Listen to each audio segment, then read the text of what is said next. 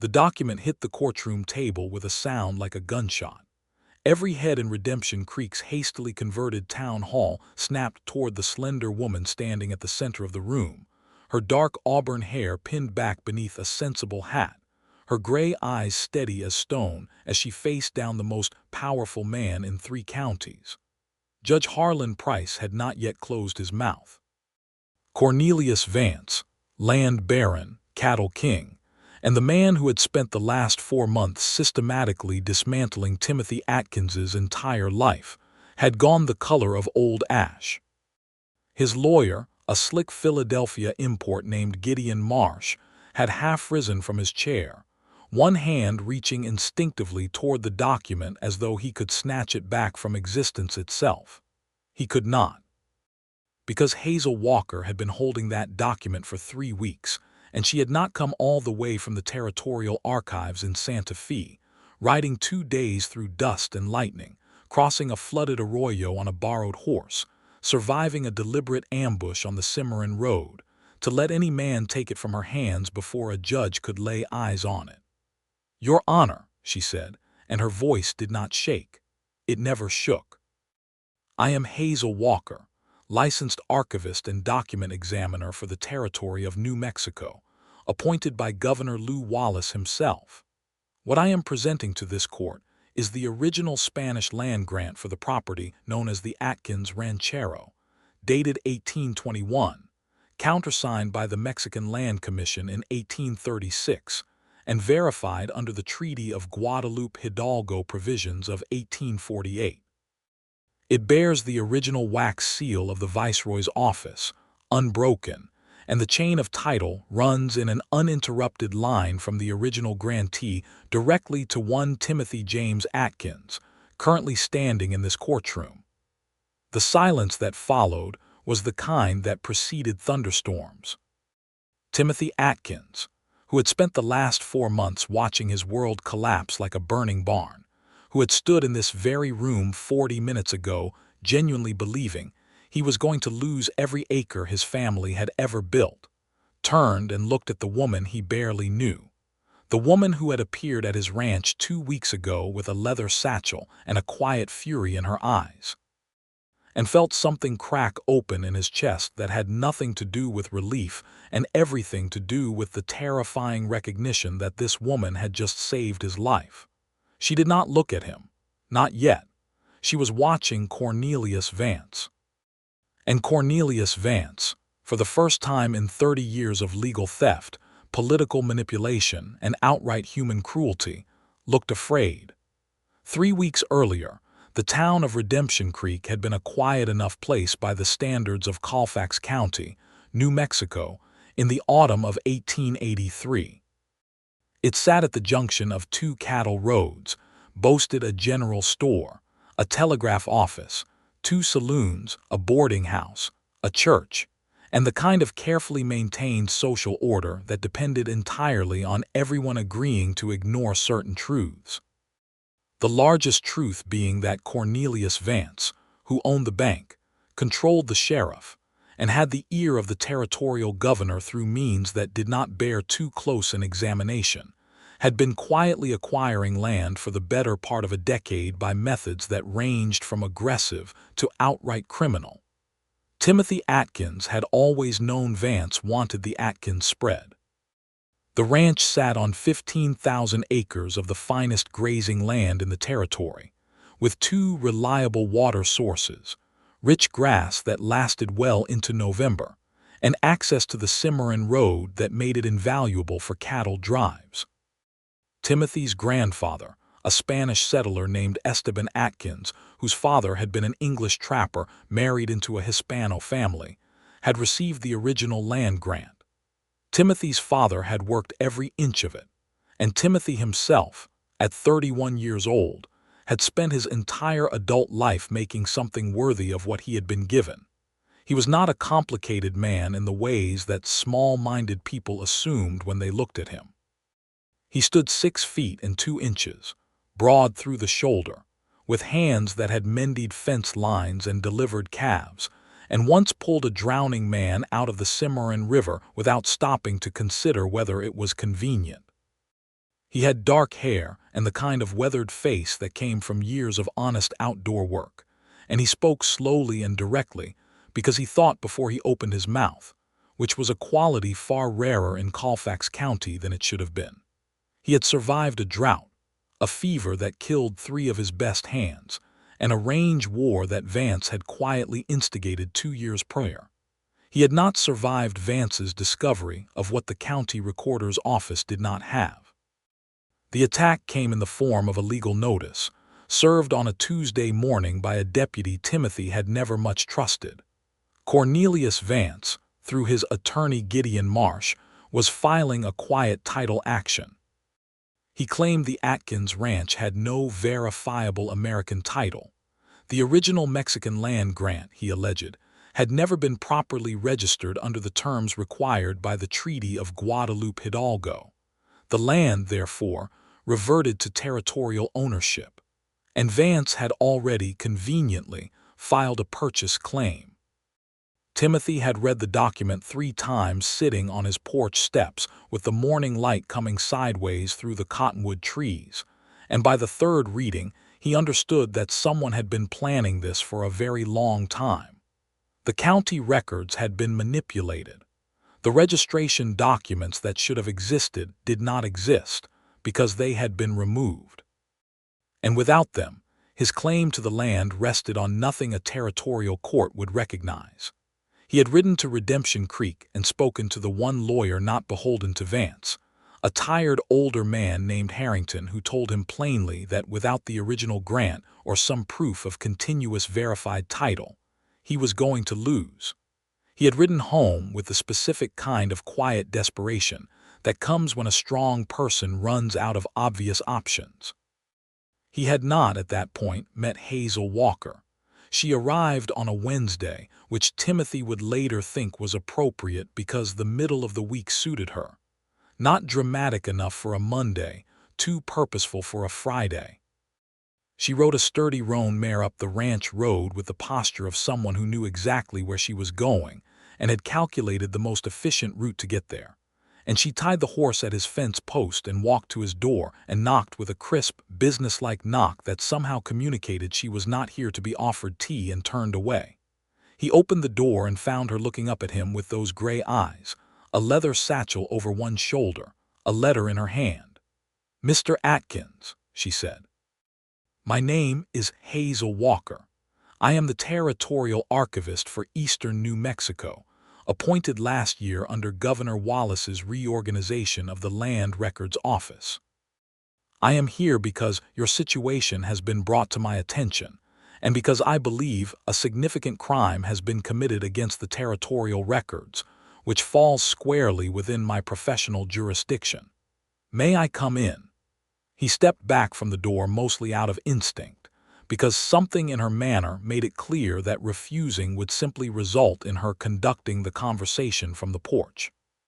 She came in, sat at his kitchen table, opened the satchel, and produced a set of documents that she spread before him with the careful precision of someone who had handled fragile, important things for years without ever dropping one. "3 months ago," she said, "someone accessed the Territorial Archive in Santa Fe under false credentials and removed 7 documents related to land grants in Colfax County. I discovered this during my routine quarterly audit. I have been quietly reconstructing the chain of custody ever since. Your grant was one of the 7 removed." Timothy sat across from her and looked at the papers and then at her. "Vance," he said. "Almost certainly Gideon Marsh on Vance's behalf, yes," she said. "But I cannot prove who removed them. What I can prove, or rather, what I have found, is something considerably more valuable." She paused, and he would later understand that this was one of her very few theatrical moments, because Hazel Walker generally delivered even extraordinary information in the same even, measured tone she used for everything else. The original land grant was not in the Territorial Archive because it was never there. The copy was there. The original, as was standard practice for Spanish land grants of the 1820s, was held by the grantee's family. Timothy went very still. "Your grandfather's estate papers," she said, "filed in 1871 with the probate court in Taos County, I found them 3 weeks ago. The original grant with the original seal was included in the estate inventory.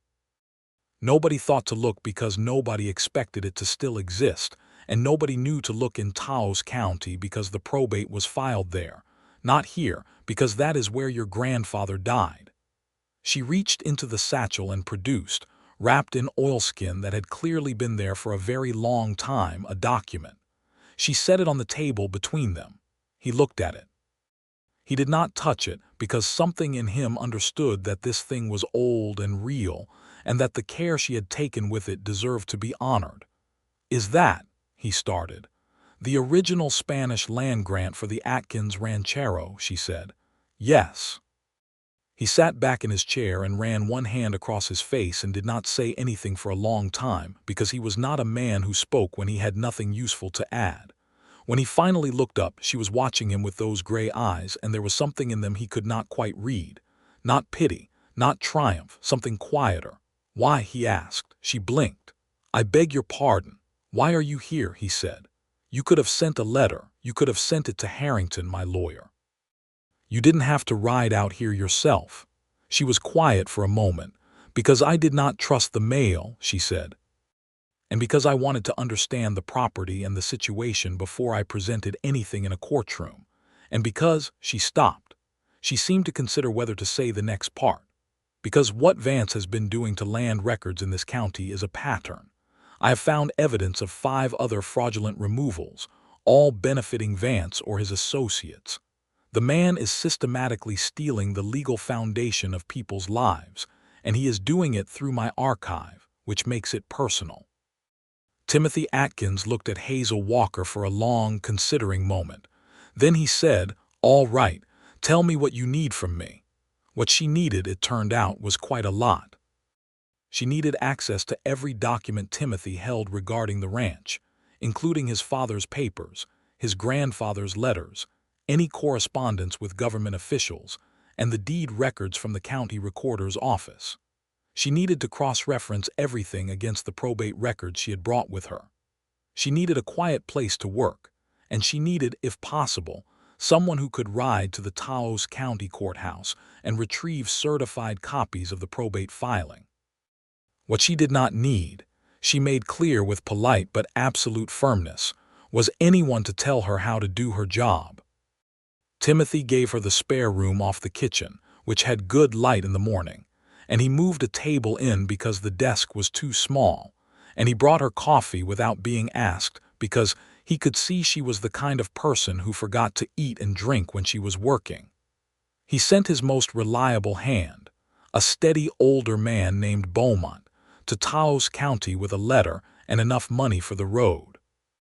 And he found, over the first 2 days, that watching Hazel Walker work was one of the most quietly extraordinary things he had ever seen. She worked with a speed and precision that belied the complexity of what she was doing. She had a system for everything. Documents were sorted by date, then by type, then by issuing authority, and her notes were written in a small, dense hand that covered page after page of the notebook she kept open beside her at all times. She cross-referenced dates against historical records she had apparently committed to memory, occasionally murmuring something under her breath that indicated she had found a discrepancy. She worked in Spanish as easily as in English, reading the Old Castilian of the 1821 grant with the same fluency she brought to the American legal documents of the 1860s and 70s. On the second evening, Timothy came in with coffee and found her sitting back from the table for the first time all day, reading a letter she had clearly just finished translating from the Spanish. She looked up when he set the coffee beside her, and something in her expression was different. Not excitement exactly, something more contained and more powerful than excitement. "Your great-grandfather," she said, "the original grantee. He corresponded with the Viceroy's office 3 times after the initial grant was issued. I have been looking at his letters." She held up the letter she was reading. "He was remarkably precise. He described the boundaries of the grant in 4 different documents, all slightly differently worded but referring to the same physical landmarks. If Vance's lawyer tries to argue that the grant boundaries are ambiguous or that the identification of the land is uncertain, she stopped. She tapped the letter against her palm. He cannot, because I can produce a unified description from 4 independent sources that puts this land inside the grant with absolute certainty. You read Spanish, Timothy said. She looked at him with the mild patience of someone who had been underestimated before and found it more tedious than offensive. I read Spanish, French, and enough Latin to manage ecclesiastical records, she said. The archive holds documents in all 3, as well as Navajo and Apache records that require a translator. I have been studying those as well. He sat down across the table from her, something he had not done before. He had been careful in a way he could not have easily articulated to give her space. She was a guest in his house. She was a professional doing a professional job. He had not wanted to crowd her, but something about the way she had said it, not boasting, not performing, simply stating a fact about herself the way she stated all facts, made him forget to be careful. "Where did you learn all of that?" he asked. She was quiet for a moment. Then she said, "My father was a historian at the University of Missouri. He believed to a degree that my mother found exhausting and I found wonderful that a well-organized mind was the finest tool a person could possess. He taught me Latin when I was 7 and Spanish when I was 9. I read everything in his library before I was 12. When he died," she paused briefly, "I was 19. I had to find work. I discovered that knowing how to find things in large, disorganized collections of papers was a skill that very few people had and that governments were willing to pay for. How long have you been doing this?" He asked. 8 years, she said. I am 27. Before New Mexico, I was in Colorado, and before that I worked with the Federal Land Office in St. Louis. She picked up her coffee. I have processed more land grants than I can count, and I have caught 4 previous attempts to manipulate territorial records, none of which were as sophisticated as this one. Vance is using a lawyer who understands archive procedures. Someone told him how the system works. Someone inside the archive. Timothy said, "Possibly, or simply someone who did their research." She looked at him. "Do not be alarmed by that. I have done my research too, and I am considerably more thorough than Gideon Marsh." He looked at her across the table in the lamplight, this small, contained, extraordinarily capable woman who had ridden out here alone with the deed to his life in a leather satchel, and he felt something that he did not immediately know what to do with. It was not gratitude, though that was also present. It was something more unsettling and more interesting than gratitude. He did not say any of that. He said, "Can I ask you something personal?" She looked slightly wary, which he understood. "You may ask," she said. "Are you in any danger?" he said. "Coming here, presenting this in court. If Vance is willing to have archive records tampered with, then he is willing to take other measures to protect his interests," she said. "Yes, I'm aware of that." She set down the coffee cup. "I was followed from Santa Fe as far as Las Vegas. I lost the man who was following me by taking the Mora Road instead of the main route, which added half a day to the journey but was considerably preferable to arriving at your ranch with company." He stared at her. "You were followed." I was not harmed." She said it firmly. "I am capable of taking precautions, Mr. Atkins, and I did not come here unprepared." She opened the satchel and showed him, briefly, the small but perfectly functional revolver nested beside her notebooks. "I shoot adequately," she said. He had a feeling that adequately was the same kind of understatement as read some Spanish. He did not say that either. He said, "I will have someone keep an eye on the road while you are here." She considered this. "That would be acceptable," she said. It was the first concession she had made to accepting any form of help, and he understood that it was significant. The next day, Beaumont returned from Taos County with the certified copies. Hazel read them at the kitchen table while Timothy stood in the doorway, and the sound of her working, the soft rustle of papers, the occasional quiet word of recognition or satisfaction, was a sound he found he had started listening for. She looked up when she finished and said, "This is complete. The chain of title is intact and unambiguous. We are ready." Then she looked at him more directly than she usually did. I should tell you that there is one gap I cannot fully explain. There was a 30-year period, 1843 to 1873, during which several transfers within your family were not recorded anywhere I can find except in your grandfather's personal letters. Marsh will likely point to this. What does it mean for the case? Timothy said. It means we cannot prove continuous recorded title for that 30-year window, she said. However, the original grant is so clearly documented, and the subsequent continuation of ownership so well established on both sides of that gap, that any honest judge will find continuous possession. The question is whether Judge Price is an honest judge. They looked at each other. He is not Vance's man, Timothy said carefully. He is not mine either.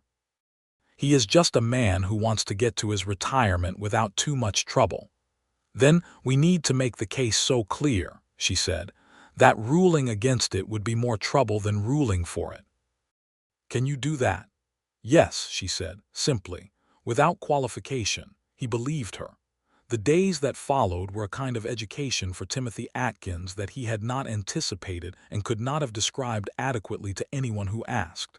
He had lived his whole life in the company of capable people, ranchers and hands and neighbors who were competent at hard physical work, at reading weather and livestock and land. He respected competence. He had never before sat across a table from someone whose particular kind of competence was so different from anything he had encountered, and watched it in operation. Hazel did not waste words, but she was not cold. In the evenings, when the work was done for the day, she would sometimes sit on the porch with him while the sun went down behind the hills, and they would talk. He told her about the ranch, the history of it, the seasons, the particular way the light hit the eastern pasture in October that made it look like something from a painting. She listened with genuine attention, asking questions that showed she was actually thinking about what he said rather than simply waiting for her turn to speak. She told him about the archive, about the strange beauty of very old documents, the way a piece of paper from 1720 carried the physical residue of the hand that had written it, the pressure of the pen, the particular ink of the era, the deliberate formality of official language that somehow made the human behind the words more present rather than less. She talked about her father with a quietness that told him the loss was still real, and about the 3 years she had spent in Colorado, where the winters were harder than anything New Mexico had given her, and about a town in the San Luis Valley, where she had spent 6 months working through a collection of mission records that turned out to contain evidence of a land theft so old that the stolen land had changed hands 11 more times, and what it felt like to carry that knowledge when there was nothing that could practically be done about it. "Did that bother you?" he asked, "finding something like that and not being able to fix it?" "Enormously," she said.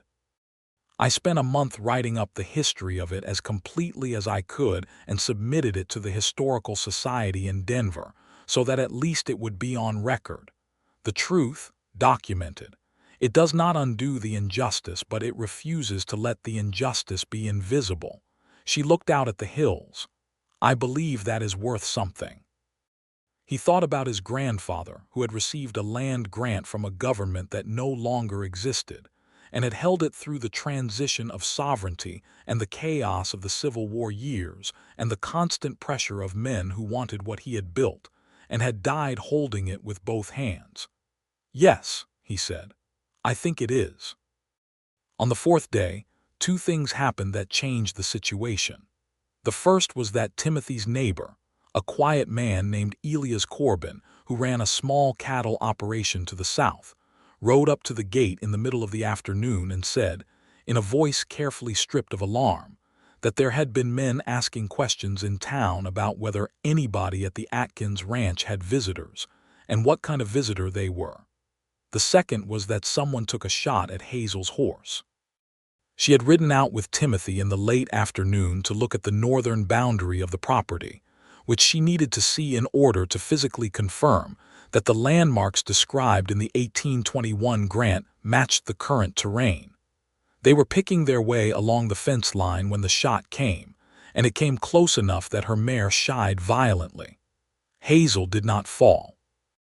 She had already gathered the reins in both hands in the split second between hearing the shot and the horse's reaction, and she brought the animal under control with a kind of quiet, absolute competence that made Timothy, who had been reaching instinctively toward her, stop and stare. She had the horse settled in under 10 seconds. She was scanning the tree line on the ridge to the northeast with the same focused attention she brought to examining documents. "The ridge," she said quietly. "Roughly 200 yards, single shooter." "How do you know it was one?" he said. "One shot, no echo of a second report, and the angle was slightly off for a serious attempt, which suggests either a warning or a very poor marksman." She looked at him. "Or both." He had already unholstered his own revolver and was between her and the ridge. "We need to get back to the house." "Yes," she said. She did not argue. She did not tell him she could handle it herself. She simply turned the horse in a calm, controlled movement and rode back toward the house at a canter that was fast enough to be prudent and controlled enough not to be panic. He rode beside her and thought about the fact that she had controlled that horse, and the thought would not leave him. That evening, after they had established that the ridge held no further threat and Timothy had sent Beaumont and another hand to ride a wide perimeter, he came inside to find Hazel at the table with her notebooks, writing steadily as if nothing had happened. He sat down across from her. "Are you all right?" he said. She looked up. "Yes." "The shot did not hit me or the horse," she said. "I think on reflection it was intended as a warning. Vance wants me to leave before the court date. He does not yet know precisely what I have found, but he knows I have found something, or he would not bother." "You are not going to leave," he said. It was not a question.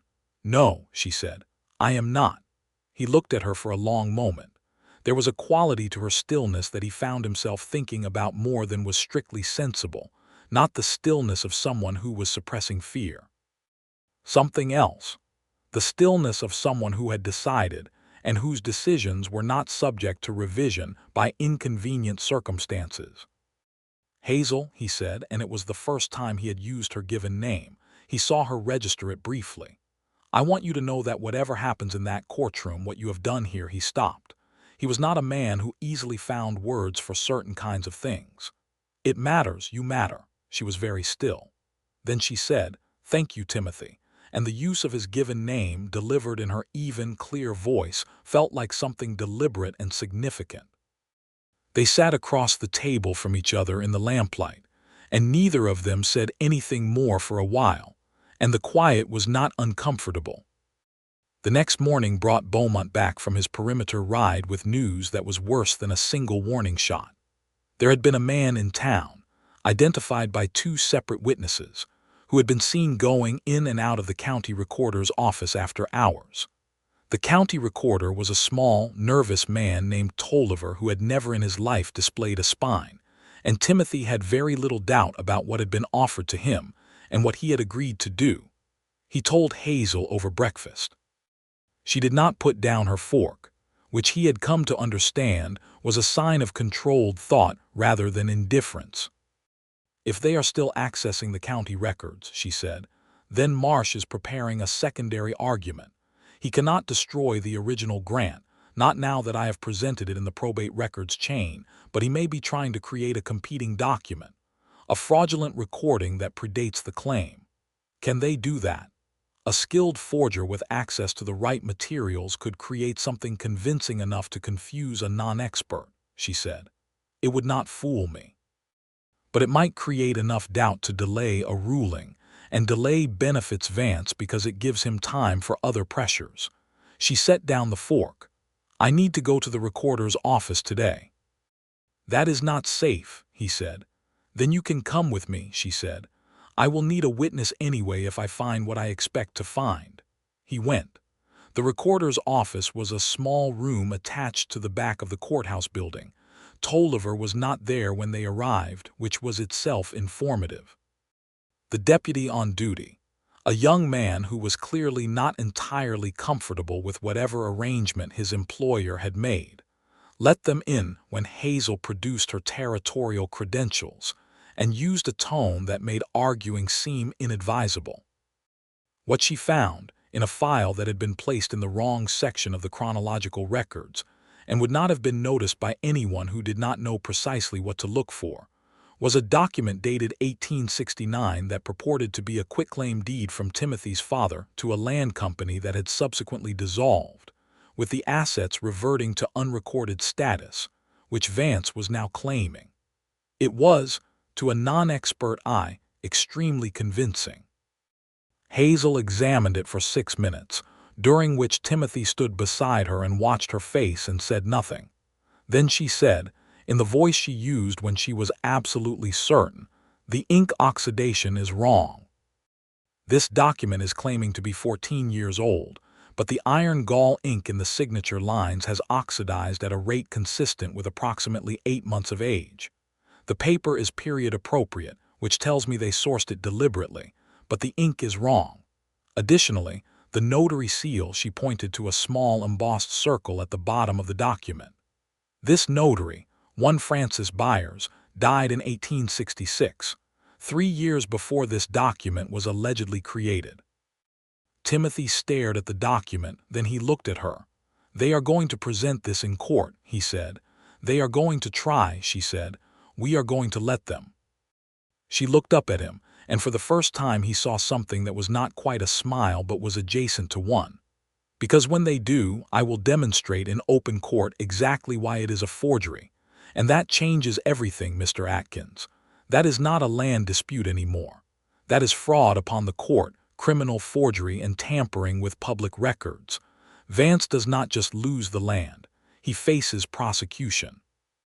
He looked at her standing in that small, stuffy room with a fraudulent document in her hands and the certainty of purpose in her eyes, and he felt the thing that had been building in his chest for the past several days arrive at a point where he could no longer pretend it was simple gratitude.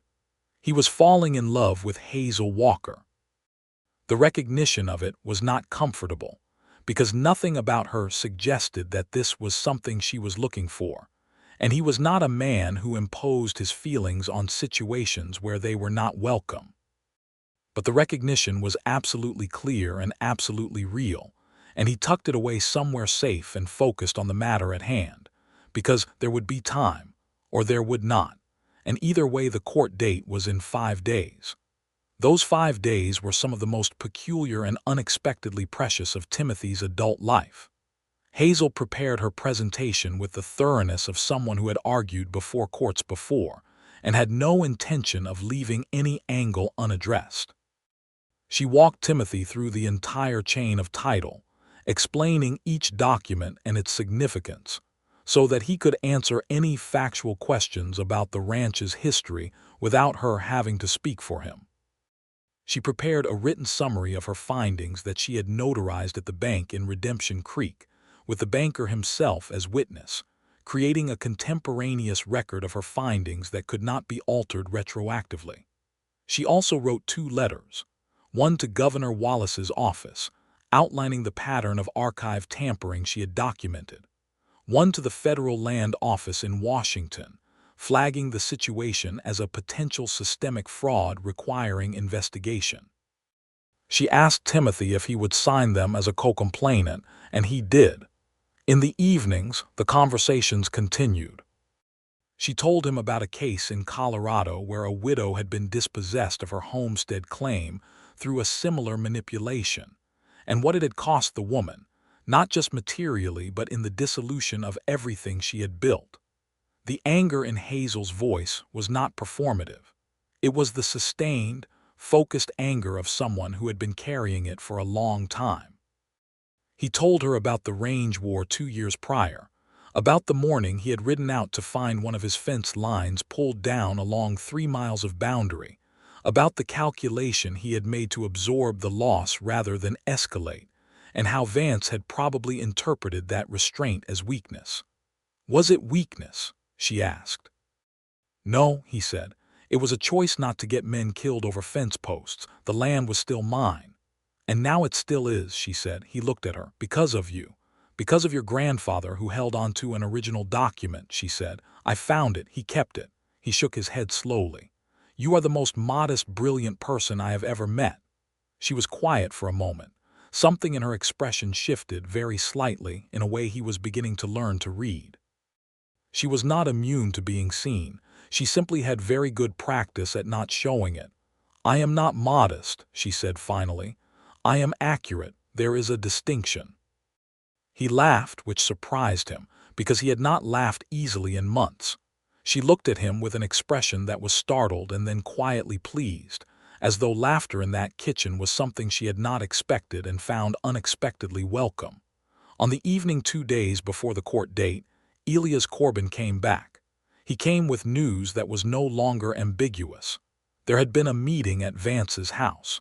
Multiple men had been seen arriving and leaving. And a man matching the description of the shooter from the ridge had been identified as one of Vance's ranch hands who had no legitimate business on that particular road. Hazel absorbed this without visible alarm. Then she said, "We need to ensure the documents are not accessible for theft between now and the court date." She spent the next hour doing something that Timothy found, in retrospect, extraordinarily clever. She separated the original grant from the certified copies and the supporting documentation. The original grant she sealed in a new oilskin and placed inside a locked strongbox from Timothy's office, the key to which Timothy kept on his person. The certified copies she divided into 3 separate sets and distributed them to 3 separate trusted people: Harrington the lawyer, Elias Corbin, and the banker. Her written summary went to the church, where the Reverend, a man of irritating probity who disliked Vance on general principle, agreed to hold it. "If anyone tries to intercept anything before court," she said, "they would have to intercept all 4 locations simultaneously, and they do not know about the distribution." She paused. "And even if they did, the court date is set, and we appear whether or not anyone tries to steal the papers. At that point, the attempted theft itself becomes evidence." He watched her from across the room as she finished organizing the last of the copies. "Hazel," he said. She looked up. "When this is over," he said, and then stopped, because the words required a precision he was not sure he possessed for this particular subject. She waited. "When this is over," he said again, "I would like to talk to you about whether you might be willing to stay." He paused. "Not in a professional capacity. I mean," he stopped again. She looked at him for a long, quiet moment. Her expression was not closed, which he took as a sign that the words had not been wrong, only perhaps incomplete. "Ask me after the court date," she said. "I do not make personal decisions in the middle of operational situations." He nodded. The not-quite smile was there again, and this time he was sure of it. "Yes," he said, "all right." The night before the court date, neither of them slept well. He knew this because he heard her moving in the spare room in the small hours, and when he got up for water at 4 in the morning, she was already at the table, her lamp lit, going through her notes one final time. He made coffee. He set a cup beside her without comment. She murmured a thank you without looking up. He sat across from her and watched the lamp flame throw shadows across the documents on the table, his grandfather's handwriting and his great-grandfather's handwriting, and the looping Spanish script of a viceroy's clerk from 60 years ago, all of it converging here on this table in this kitchen because one woman had looked at an audit discrepancy and decided to follow it to its conclusion rather than file a report and go home. "Are you ready?" he asked when she finally looked up. "Yes," she said. And then, in a departure from her usual precision, "Are you?" He thought about the ranch, about what it meant, about his grandfather and his father and the particular weight of inherited land, not just the acres and grass and water, but the idea of it, the continuity, the belonging. "Yes," he said. They rode into Redemption Creek in the early morning light, Hazel on her roan mare with the satchel across her shoulder and the locked strongbox in the saddlebag, Timothy beside her on his bay gelding. Beaumont and 2 other hands rode behind, not armed in any threatening way but present, a statement of substance. The town had turned out. This was the kind of legal drama that Colfax County had not seen in some years, and the word had spread. People lined the street or stood in groups near the courthouse, and Timothy noticed the quality of attention. These were not idle, curious bystanders. Many of them were families who had been watching Vance's land acquisitions with the specific anxiety of people who knew they might be next. There was something in the watching that felt, quietly, like solidarity. Cornelius Vance arrived at the courthouse in a carriage, with Gideon Marsh at his side and two large men behind. He did not look at Timothy. He looked at Hazel briefly, and what crossed his face was a calculation that made Timothy's hands tighten on the reins. The courtroom was the largest room in the town hall, pressed into service for significant legal matters. Judge Harlan Price, who was 63 years old, somewhat arthritic and deeply tired of Colfax County, took his seat at the improvised bench and called the court to order. Marsh opened with the systematic competence of a man who had done this before. He laid out the argument cleanly. The Atkins claim lacked proper American registration under the Treaty of Guadalupe Hidalgo provisions. The county records showed no valid transfer into the American title system. Therefore, the land reverted to territorial ownership, and his client had filed the appropriate claims. Then he produced the forged quitclaim deed. Timothy watched Hazel's face. She was listening with the particular quality of attention she brought to everything, and she had a very small notepad open on the table in front of her, and she was making notes in her small, dense hand, and she was perfectly still. Marsh finished. Price looked at the Atkins side of the table. Harrington began, competently enough, with the procedural history and the evidence of continuous possession. Then he looked at Hazel. She stood. She said, "Your Honor, I am Hazel Walker, licensed archivist and document examiner for the territory of New Mexico." And she said everything she needed to say about who she was and why she was there. And then she said, "I would like to address Mr. Marsh's exhibit first, as it bears directly on the integrity of these proceedings." Price said, somewhat warily, "Proceed." She walked to Marsh's forged document, which had been entered into evidence, and she stood over it and did not touch it. "This document," she said, "purports to be a quitclaim deed dated November 1869, notarized by one Francis Byers.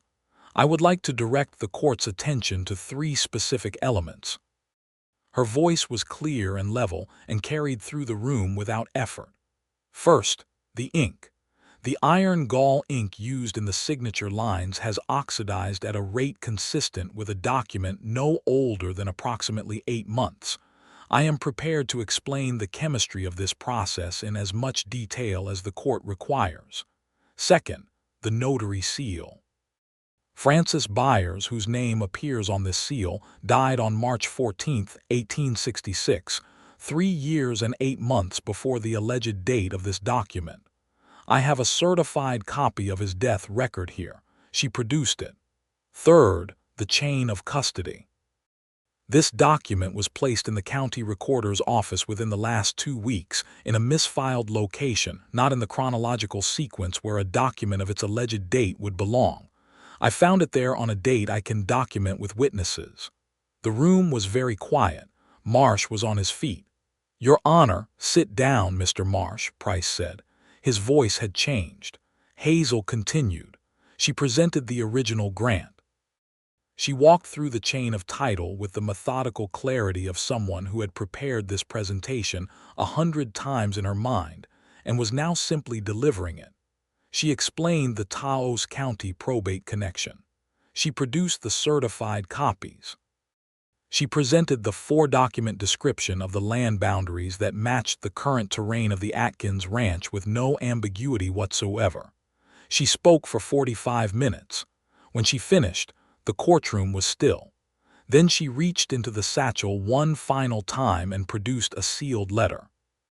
"Additionally, Your Honor, I am submitting to the court documentation of 7 removals from the Territorial Archive of New Mexico, all benefiting properties associated with Cornelius Vance or his associates. This constitutes a separate criminal matter which I have already reported to the governor's office and the Federal Land Office in Washington, but which bears on the credibility of any evidence or records associated with Mr. Vance's filings in this county." She sat down. Timothy Atkins, who had been watching her, whose entire future had just been laid out in open court with a precision and completeness that left no honest response but acknowledgement, felt the thing in his chest open up completely and settled into something he recognized as permanent. Marsh attempted a response. It was not his finest professional hour. He questioned Hazel's credentials, which she addressed with documents.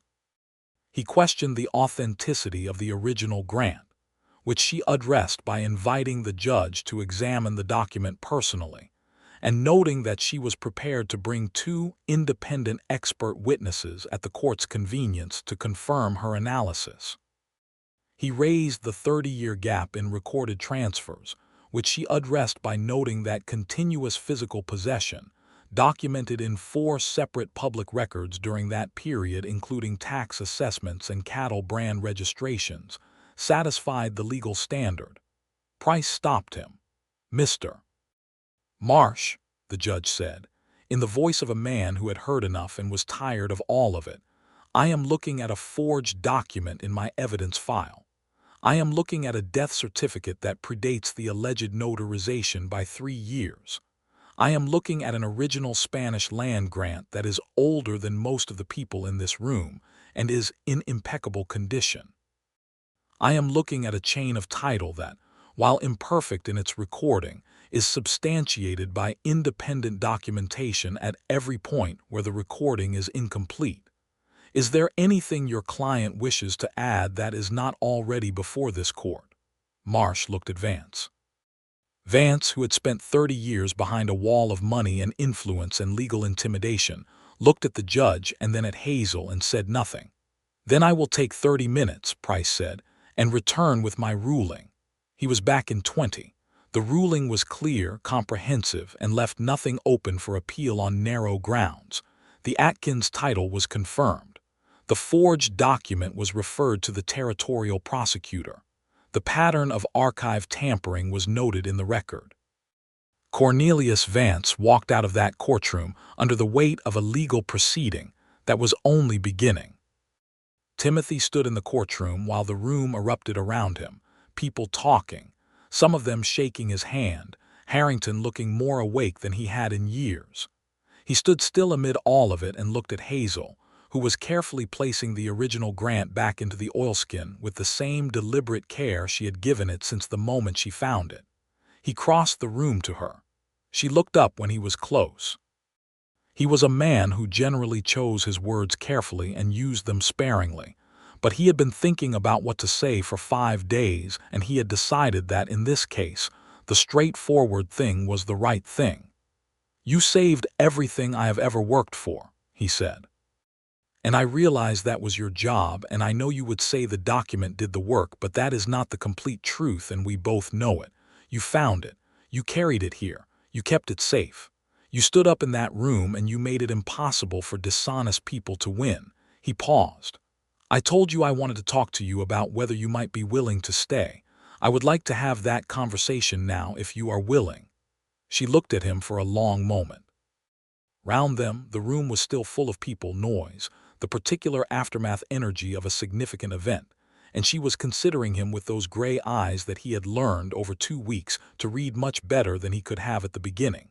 "I have a position in Santa Fe," she said. "I know. And I am not someone who requires rescue or management," she said. "I have built a career on my own terms and I am not prepared to abandon that." "I know that too," he said. "I am not asking you to. I am asking you whether you would like to have a conversation with a man who has watched you work for 2 weeks and is quite thoroughly in love with you and find out whether there is something there worth exploring." He paused. "I have been patient and I will continue to be patient, but I will not pretend I do not feel what I feel because I am not that kind of person." She was still for a moment. Then she said, "You are very direct." "Yes," he said. "I find that," she said slowly, "considerably more appealing than I expected to." He waited. "I also find," she said, and now the not-quite smile had resolved into something actual and warm and extraordinary on her face, "that 2 weeks ago I arrived at a stranger's ranch with his deed in a leather bag, and at some point in those 2 weeks the stranger stopped being a stranger and started being someone I thought about considerably more than my professional obligations strictly required." He held out his hand. After the briefest pause, she took it. Her hand was slim and ink-stained and strong, and he held it carefully. The afternoon of the court ruling was the beginning of something that neither of them had planned, and both of them had been moving toward with the particular inevitability of rivers finding their level. They had dinner at the hotel in Redemption Creek that evening together, in the kind of public acknowledgement that meant something in a small town. Harrington joined them for an hour and was so transparently delighted by the situation that Hazel eventually told him he was being obvious, at which point he laughed and said that at his age obvious was a privilege, and ordered a second drink. After he left, they sat at the table in the quiet of the dining room and talked until the proprietress began giving them pointed looks about the late hour. He rode back to the ranch. She stayed at the boarding house. In the morning he came to bring her to the ranch to collect her things which she had left there, and found her already at the front desk with her bag packed, ready to ride. He had expected her to leave for Santa Fe immediately. She surprised him. "I need 2 more days to complete my documentation of the archive tampering," she said, when he looked at the single bag by the desk instead of the travel trunk he had expected. "I want to finish it here, with access to the county records, before I go." "You can work at the ranch," he said. "I had intended to propose exactly that," she said. She came back.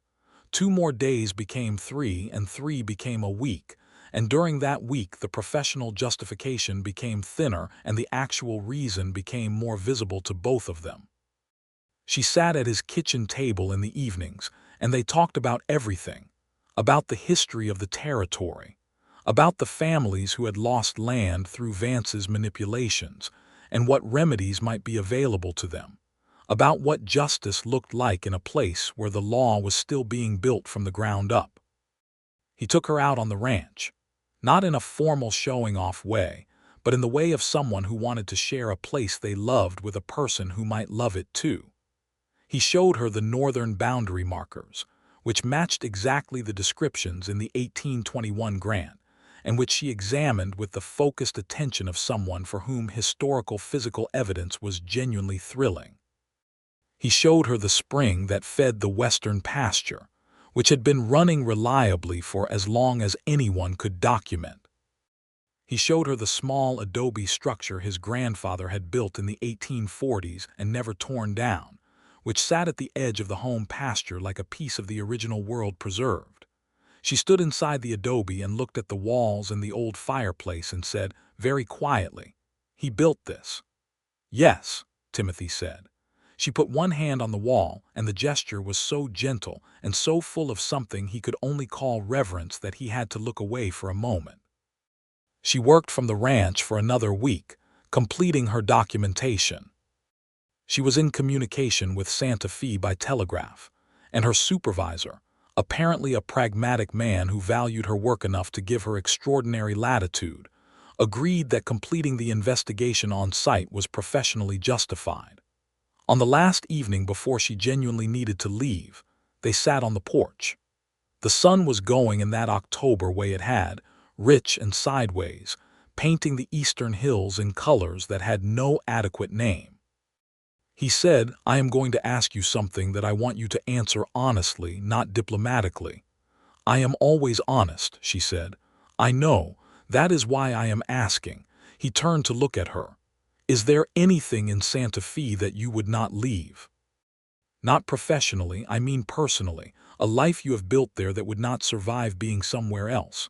She was quiet for a moment. "Santa Fe is where my position is," she said. "The city itself is pleasant. I have colleagues I respect. I have a comfortable arrangement where I live, but it is not," she stopped, "it is not home. I have not been certain I knew what home was for some time." He nodded. "The Territorial Archive covers this county," he said. "The county does not have a dedicated archivist. It has been sending everything to Santa Fe and losing things in transit, which is how Vance was able to access and remove documents as easily as he did. If someone were to establish a county-level archive and records office, it would serve the territory. It would prevent this kind of manipulation from being possible again, and it would require someone with exactly your credentials. He paused. I may have already written a letter to the governor's office suggesting this, before I asked you, which I recognize is possibly the wrong order of operations. She stared at him. You wrote a letter to the governor, she said. About establishing a county archive, he said. Not about you specifically, about the need. I thought you should know that before I suggested that the position, if it were established, would be something you might consider. He was quiet for a moment, and also that I would like to court you properly if you would permit it, which is a separate matter entirely from the archive. The silence stretched. Then she said, You wrote a letter to the governor's office about land record integrity in Colfax County. Yes, because you identified that the gap in county-level record keeping was what allowed Vance to operate as long as he did. Yes, and you did this in the 3 days since the court ruling. Yes. She looked at him with an expression that he was not entirely sure how to categorize, except that it made his heart do something inconvenient and entirely wonderful. That, she said, is the most unexpectedly intelligent thing anyone has ever done on my behalf. I am not unobservant, he said. No, she agreed. You are not. She looked at the hills for a long moment. The courtship, she said. What does that mean to you? It means I would like to spend time with you, he said, in the honest, serious way of a man who intends something if the woman in question finds him worthy of her time and consideration. It means I will not pressure you or rush you or tell you what your life should look like. It means I am interested in finding out whether what I feel is something that could be mutual, and I am willing to take the time that requires. He paused. I am also aware that what I feel is already quite clear on my side, and has been for the better part of 2 weeks, and I am not a young man who mistakes admiration for love. I am 31 years old, and I have been careful about this my entire adult life, and when I say I know what I feel, I mean it. She turned and looked at him fully. I find you, she said, with the careful precision she brought to all truly important statements, to be the most unexpectedly good man I have encountered in 8 years of working in places where good men are in short supply. I find that I have been thinking about what it would mean to stay, not because of the archive position, which genuinely does interest me professionally, but because of the evenings on this porch and the conversations at that table, and the way you have never once suggested that my capability was anything other than exactly what it is. She stopped. I am going to go to Santa Fe. I am going to complete my work and submit my report and recommend the county archive position to the governor. And then I am going to see what he says. And in the meantime, I would like to write to you, and I would like you to write back, and I would like to discover whether 2 months of correspondence confirms what I already suspect. He reached out and took her hand again as he had in the courtroom, and she let him as she had then. That is more than I hoped for, he said. It is what I have, she said. It is genuine. It is more than enough, he said. She left 2 days later in the early morning, the roan mare loaded with her bags and the satchel, the original grant safely back in its oilskin in her care to be returned to the official chain of custody, copies filed in 4 locations in Colfax County as a permanent safeguard. Timothy rode with her as far as the county road, and they said goodbye at the junction with a handshake that lasted slightly longer than a purely professional farewell required, and a look between them that made Beaumont, watching from 50 yards back with the diplomatic obliviousness of a good employee, find something interesting to examine in the middle distance. The letters began the following week. Hazel wrote the way she did everything, with precision and completeness, and without wasted words. But there was a warmth in her letters that he had suspected was there, and was glad to find confirmed. She wrote about her work, the investigation into Vance's archive tampering, which was growing into a larger territorial prosecution than anyone had initially anticipated, the 5 other families who had been identified as victims, and whose cases were now being actively reviewed. She wrote about Santa Fe, its particular October light, which she compared unfavorably to the October light on his eastern hills, which he took as a good sign. She wrote about a conversation she had with the governor's land office director, which she described as preliminary but encouraging regarding the county archive position. He wrote back. He wrote about the ranch, the autumn work, the calves that were coming in well, the fence repairs along the northern boundary that he was taking particular satisfaction in because every fence post was one more physical confirmation of what the court had ruled. He wrote about his neighbors, several of whom had come to him after the ruling to ask about the possibility of reviewing their own title situations, which he was helping them pursue through Harrington. He wrote about the evenings, which were longer and quieter than they had been before she arrived, and which he was learning to sit with. The letters went back and forth through November and into December, weekly and then twice weekly, and there was a point around the 5th week when something shifted in both their writing, a slightly greater freedom, a slightly greater personal detail, the beginning of a genuine shared language between two people who were discovering each other through words on paper. In early December, a letter arrived from the governor's office. The county archive position for Colfax County had been approved. The salary was set. The starting date proposed was the 1st of the new year. He wrote to Hazel with the news before he had even finished reading the letter. Her response came by return mail, faster than usual, which meant she had written it the moment she received his. It said, "I have accepted. I will arrive in Redemption Creek on December 28th. He read it 3 times standing in the ranch kitchen in the thin December light. Then he sat down and started thinking very carefully about what it would mean to do this right. She arrived on December 28, 1883, on a blustery afternoon with snow threatening in the hills, with the roan mare and 2 trunks, and the leather satchel, and the same crisp knock she had used on his door the first time. Except this time she was not knocking at his door.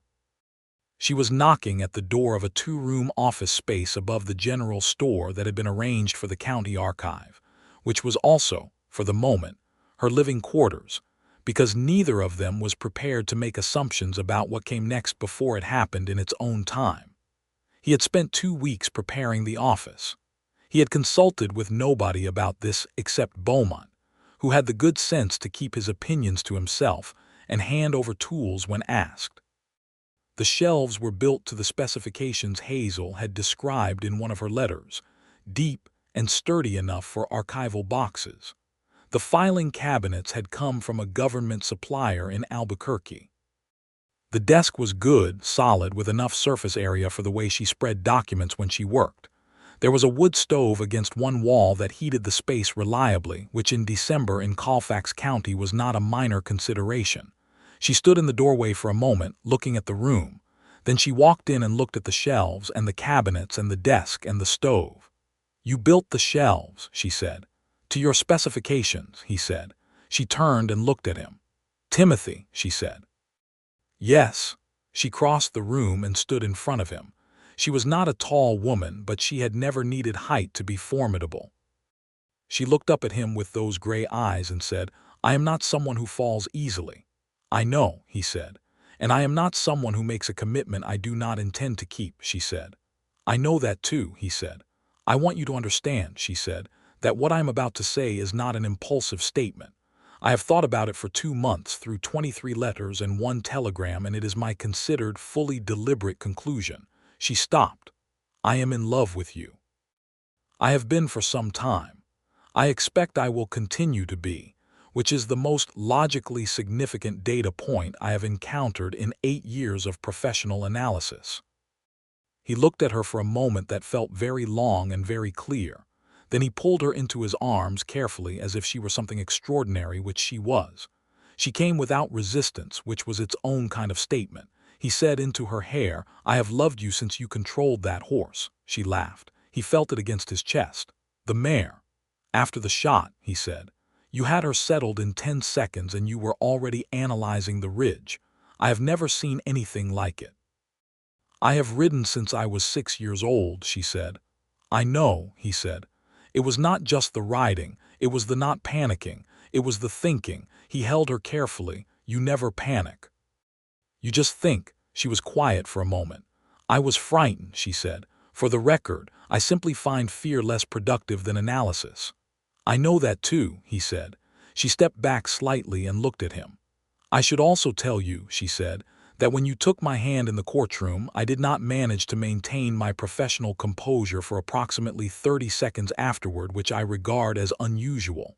He smiled. She had never seen him smile fully before, and something in her expression said she found it worth the wait. "I am going to ask you to marry me," he said. "Not today. In a few months when you have settled here and we have had the time we should have. But I want you to know that it is what I intend, so there is no uncertainty." "That is very forward," she said. "Yes. I appreciate it," she said. "It is efficient." He kissed her. She kissed him back with the same focused, complete attention she brought to everything, and it was the best kiss of his adult life. The winter of 1883 into 1884 was one of the coldest in Colfax County's recent memory, and it was also, for Timothy Atkins, the best winter he could remember. Hazel established the county archive with the systematic thoroughness that was her natural mode, and within 6 weeks, it was already becoming clear that the archive was going to be invaluable. 3 families in the county had their land title situations reviewed, and 2 of them had recoverable claims that Hazel helped them document. The territorial prosecutor, energized by the Vance case, was building a prosecution that involved multiple counts of fraud, record tampering, and conspiracy. Cornelius Vance was out on bail and spending most of his time meeting with lawyers in Santa Fe. Gideon Marsh had quietly departed the territory. Timothy came to town most days. Some days it was legitimate ranch business that brought him to Redemption Creek. Most days it was Hazel, and everybody knew it, and nobody said anything because the combination of the court ruling and the clear affection between the rancher and the archivist had created a general warmth toward both of them that made it nobody's business to comment. They had dinner at the hotel twice a week. On the other evenings, he either rode back to the ranch, or she would walk with him to the edge of town in the cold, and they would stand at the junction of the main road and the ranch road and talk until the cold drove one of them back inside. He proposed on a Sunday afternoon in March at the ranch, standing in the spring sunshine in front of the old adobe that his grandfather had built. He had a ring that had been his mother's, a simple band of gold with a small turquoise stone that suited her in ways he could not have explained but felt immediately right. She looked at the ring for a moment. Then she said, "Yes," unreservedly and completely yes. He put the ring on her finger, and she looked at it on her hand with the expression she had when she found something historically significant, the contained, powerful satisfaction of something recognized and confirmed.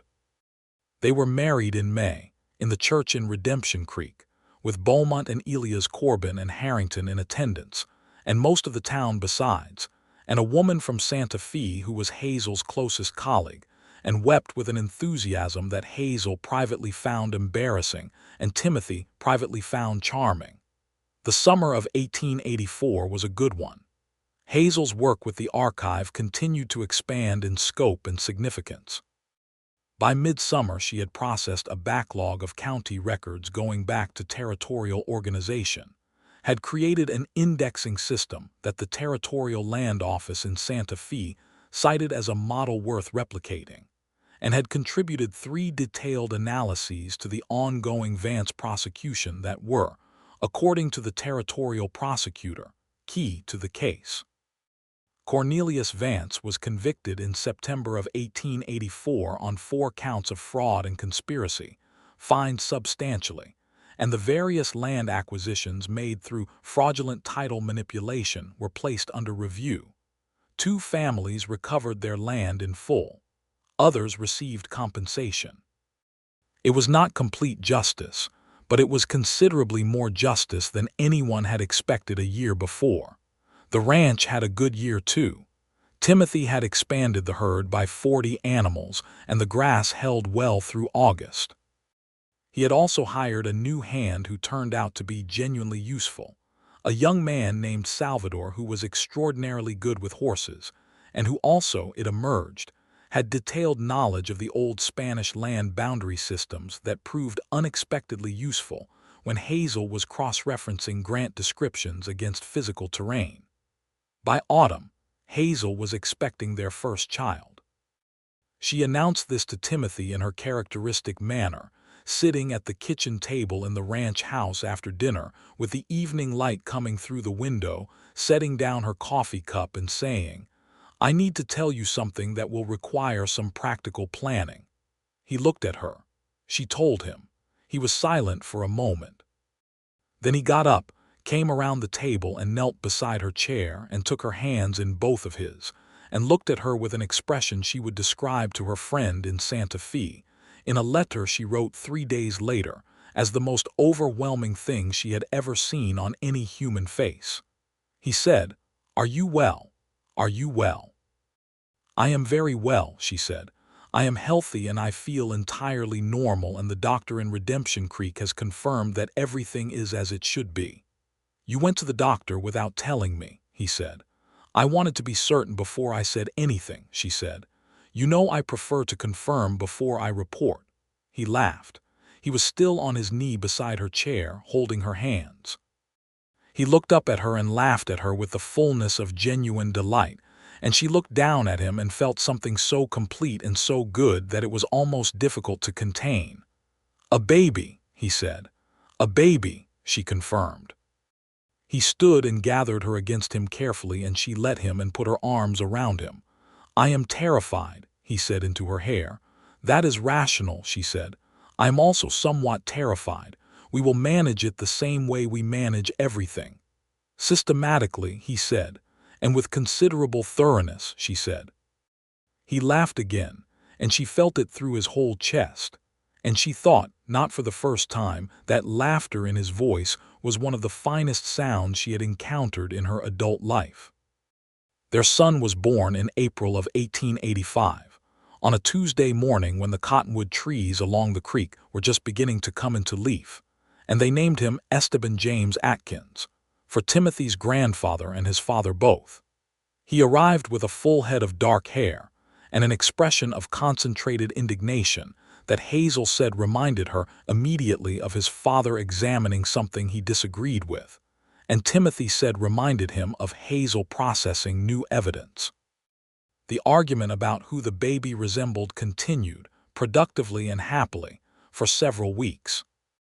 Beaumont came to see the baby and stood in the doorway of the bedroom with his hat in his hands and a look on his weathered face that was the pure emotion of a man who had worked for a family long enough to feel its continuations as his own, and said, "He is perfect, Mrs. Atkins."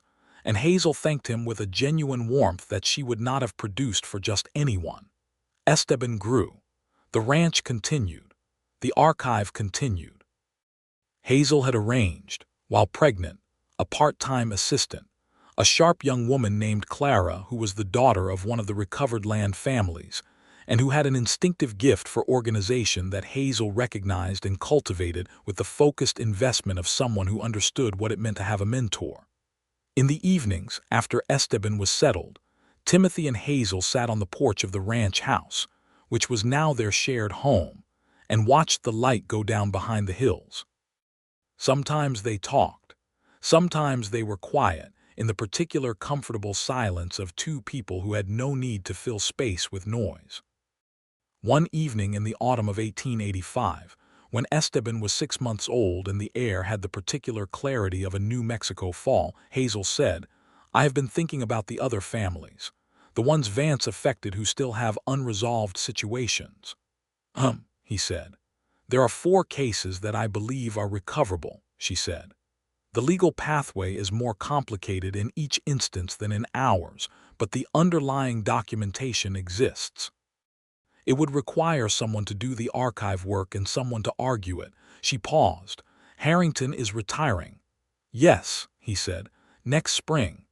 There is a young lawyer in Las Vegas who has been corresponding with me about the Vance prosecution," she said. "She is extraordinarily capable. I think she should come here." He looked at her. He recognized the look. It was the same look she had had when she described the 5 families who might have recoverable claims back in the first weeks after the court ruling. The focused, energized look of someone who had identified something unjust and was in the process of deciding how to address it. "You are going to build a legal advocacy network for land title recovery," he said.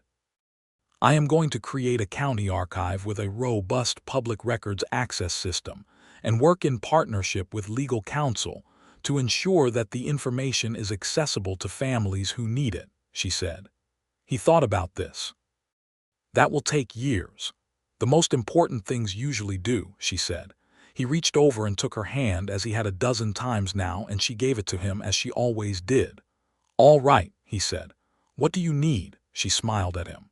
Fully, the smile he had first seen in the archive office that she had given him then, the contained warmth that he had come to think of as the most valuable thing he had witnessed in his life. "You to help me write another letter," she said. "This time to a lawyer in Las Vegas." "I can do that," he said. The years that followed were full. The lawyer from Las Vegas, a determined young woman named Rosario Fuentes, who had grown up in the territory and had a particular fury about land rights abuses, did come to Redemption Creek and established a practice that worked in direct partnership with the county archive. 4 of the cases Hazel had identified were successfully resolved over the following 3 years, with families recovering either land or documented compensation. It was not a complete restitution of every wrong that had been done, because such a thing was rarely possible, but it was more than anyone had believed was achievable. The Vance prosecution resulted in a conviction that was upheld on appeal in 1886. The fine was significant. Several of his associates in the record tampering scheme were also prosecuted. The sheriff who had been Vance's instrument resigned under pressure and was replaced by a man who, while imperfect, was not venal. These were incremental improvements in a world that remained fundamentally imperfect, but they were real, and they were documented, and the documentation meant they could not be quietly reversed. Esteban Atkins grew into a serious, bright child who followed his mother around the archive office with intense curiosity, and followed his father around the ranch with equal intensity, as though he had not yet decided which world claimed more of him, and was conducting a thorough investigation of both. He was, by the assessment of everyone who met him, likely to be formidable in whatever direction he eventually chose. In 1887, when Esteban was 2, Hazel told Timothy, again in her characteristic manner and with the characteristic preliminary, "I need to tell you something that will require practical planning, that a second child was on the way." This time, the practical planning included a new addition to the ranch house, because Hazel had decided, quietly and without making a large announcement of it, that the ranch was home in a way that the office above the general store had always been good but not quite the same thing, and the ranch house with Timothy was where she wanted to be. Their daughter was born in January of 1888, in the deep of a winter that was the coldest in recent memory, on a night when the stars were so clear and close that Timothy, stepping outside briefly in the small hours while the doctor was within, felt as though the whole world had contracted to this one ranch, this one house, this one woman and the life they were building. They named her Frances, for no ancestral reason and every personal one, because Hazel said she looked like a Frances, and Timothy, looking at the small, vehement, entirely alert person his daughter immediately proved to be, agreed that the name fit. Frances was, from the first weeks, a completely different temperament from her brother. Esteban had his mother's focused intensity. Frances had something else, a quickness and a sociability and an immediate loud opinion about every situation that Timothy recognized with a private warmth as echoing a quality of his own. Hazel observed this and noted, with the dry humor she had always possessed and which had only grown more comfortable between them over the years, that nature had apparently decided to balance the family. The ranch prospered. Not dramatically, not in the way of men who gambled and struck oil or silver, but in the sustained, reliable way of a place that was well-tended and well-loved. Timothy expanded the cattle operation carefully, adding a horse breeding component in 1889 that proved more profitable than expected, partly because Salvador, still his best hand, had a gift for selecting and developing horses that attracted buyers from as far as Colorado. The archive became, over the course of the 1880s, something that was cited in the territorial capital as an example of what county-level record-keeping could accomplish. Hazel was invited twice to present at territorial government meetings and once to assist with the restructuring of the Santa Fe archive, which she did for 3 weeks, leaving Clara in charge of the county operation and returning with a set of improvements that she had been thinking about for 2 years and finally had the access to implement. On one of the evenings the summer after Francis's first birthday, Timothy came home from a day of fence work and found Hazel on the porch with her notebook and a cup of coffee, and both children somewhere safely inside with the housekeeper they had finally, after considerable resistance from Hazel, who felt the efficiency of managing her own household was a solvable problem, accepted. He sat beside her and she looked up from the notebook, and he saw something in her face that he had learned to read over 5 years of marriage as contentment of the kind she did not often put into words but allowed herself to show. He said, "Are you happy?" She looked at him. The question was genuine and she treated it as such. "I am exceptionally happy," she said, "in a way I would not have predicted 8 years ago or even 4 years ago. I thought I knew what a good life would look like for me, and I was not wrong exactly, but I was limited by what I knew I could imagine. This is," she stopped. She looked at the hills and then at the ranch and then at him. "This is considerably more than I knew how to imagine." He put his arm around her. She leaned against him, which was not something she did casually and which he had never taken for granted. "You saved all of this," he said. Not for the first time, but in a different register than before. With the 5 years of living it added to what he had said in the courtroom. "I found a document," she said. "You know that is not what I mean," he said. She was quiet for a moment. "I know," she said. "I found it and I carried it here and I stood up in a courtroom and I said what was true. And then I fell in love with a man who built me shelves to my specifications and wrote a letter to the governor about land record integrity, which was, I maintain, the most persuasive romantic gesture I have ever encountered." He laughed quietly against her hair. She said, "I built something here that I am proud of. The archive and the work and what it has meant for the families. And I have you and Esteban and Francis, and I have this view of the hills." She stopped. "I am proud of all of it equally, which I think is the best thing a person can say about their life." He held her in the evening light with the cottonwood trees rustling along the creek and the hills going gold in the late sun, and thought about his grandfather's land grant in the oilskin, carried down through 62 years and 2 governments, and the particular stubbornness of a family that held on. His grandfather had built this. He and Hazel were continuing it. Esteban and Francis would continue it after them. And somewhere in the county archive above the general store in Redemption Creek, in a properly indexed, carefully preserved, climate-controlled archival box, the original Spanish land grant of 1821 rested in a protective sleeve that Hazel had sourced from a bookbinder in Albuquerque, under a label written in her small, dense hand, documented, verified, and safe. Timothy thought about the moment in the courtroom when she had produced it, the sound it had made hitting the table. The silence that followed, Vance going pale, Judge Price leaning forward, the room holding its breath. He thought about looking up from that moment and seeing her face, calm and certain and utterly without fear, and knowing, in the way that sometimes a person simply knows, that this woman was someone extraordinary. He had been right. He was right still.